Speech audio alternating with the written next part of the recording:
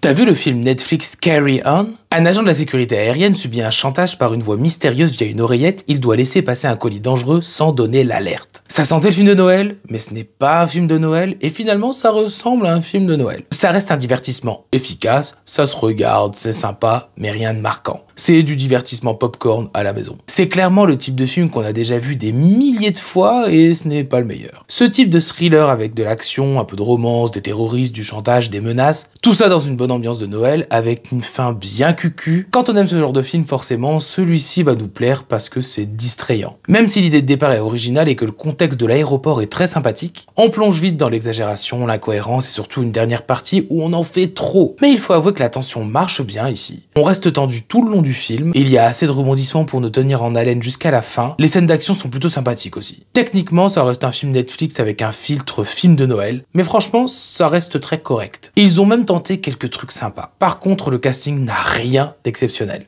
Taron Egerton est plutôt pas mal dans son rôle, Jason Bateman aurait pu en faire un peu plus, Dean Norris toujours aussi excellent. Le reste, c'est le néant, surjoué à mort, aucune crédibilité.